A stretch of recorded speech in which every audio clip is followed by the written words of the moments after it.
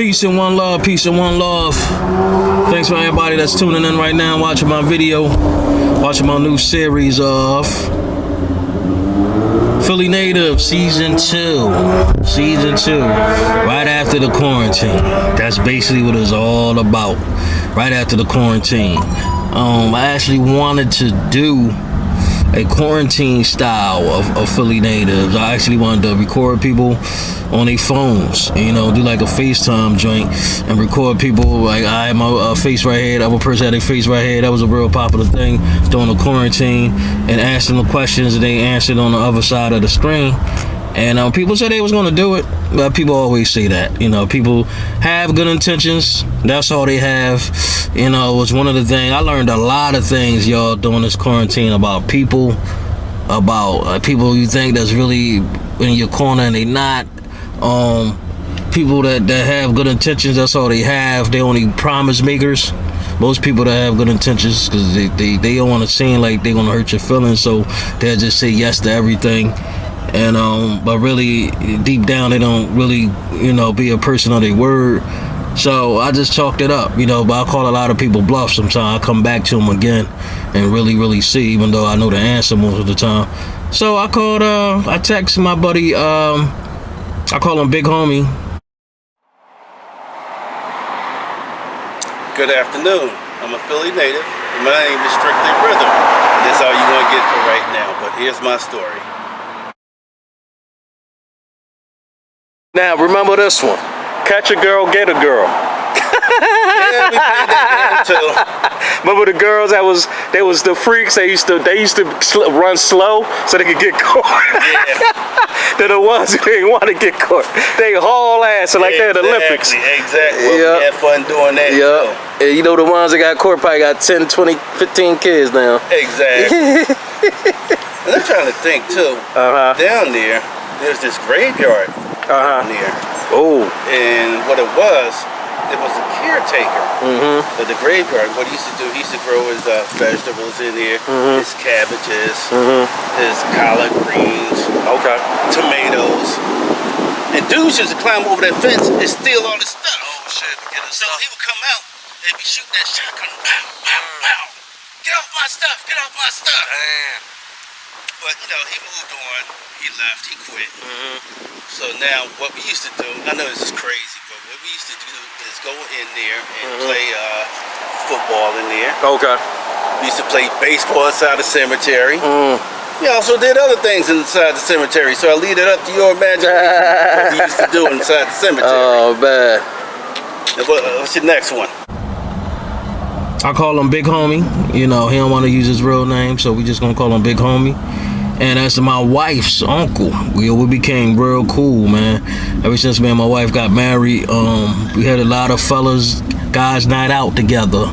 Going to comedy clubs, mostly concerts, mostly comedy clubs, and just going out having fun, man. Like, you know, drinking a couple brews and shooting the breeze, and, you know, and getting, like, you know, getting that fresh air. You know, when you're working all the time and doing different things, you don't get a chance to enjoy life.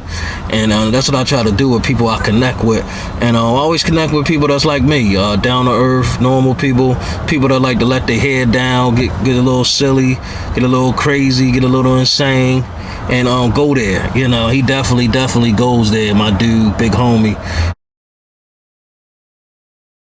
Oh, see, you just said something.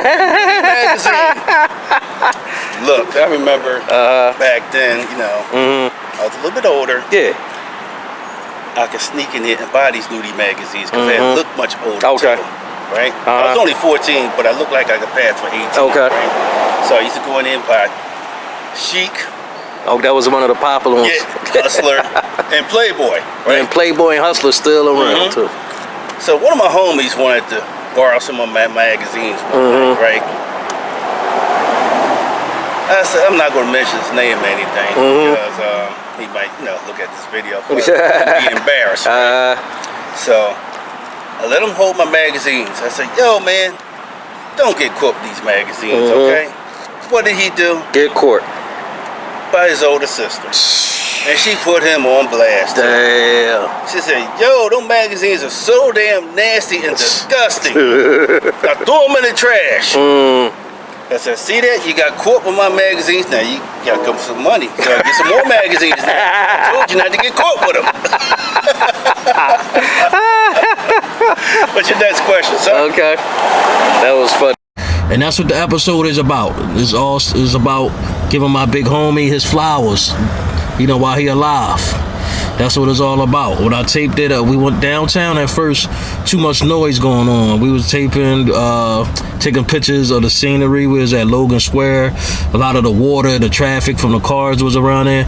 So we was like, nah, we need something, you know, so we can really get into the scene, discreet, and we can hear what we both were saying. So we went to the park. And we found a nice spot, man, nice spot in a parkway in the cut with these tall pillars with this big grand entrance. And he's standing in the front, then we went in the cut behind it and we did it. And that's what I love about the scene. I want to, since he a big dude, I want to give him a grand entrance. So that's why I'm glad we chose that spot. It was the perfect spot. When the first come on, I take the statues just to show it way up high with this, you know, old statue of, you know, the founding fathers or whatever on horses.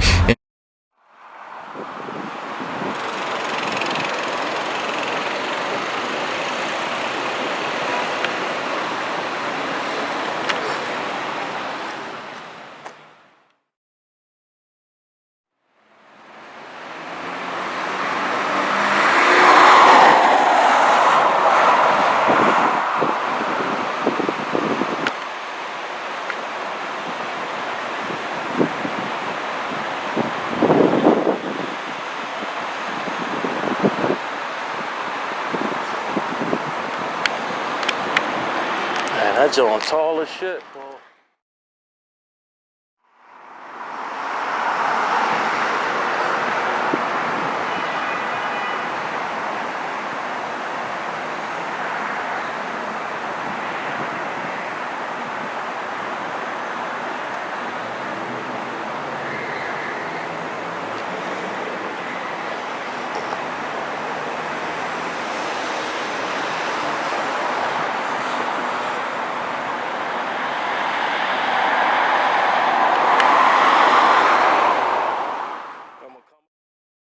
And you know, it's like, you might be like some Lord of the Rings type of stuff, man. You watch Lord of the Rings movies and the Hobbit movies, you know, giving them that grand entrance and let them talk about what he like to talk about. His times growing up in Philly.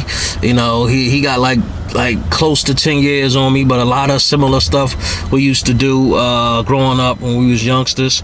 And he had to share his story. I'm real glad that he took his time out, his day, and did this series with me. And like I said, I gotta do these Philly native series with people that's down, eccentric, outgoing people that's fun, people that's willing to let their hair loose and take off that mask. I ain't talking about the masks we've been wearing during the quarantine. I'm talking about like to really show you, be yourself. That's what Philly Natives is all about. We representing Philly, talking about the trials and tribulations we went through in Philly, how we was brought up, what Philly means to us, and things like that. I may ask certain people different stuff because everybody went through similar stuff, but everybody got their own story to tell and do different other things in their life in Philly. So some of the questions might be a little different, and we was bugging out, man. We had some fun, like definitely had some fun.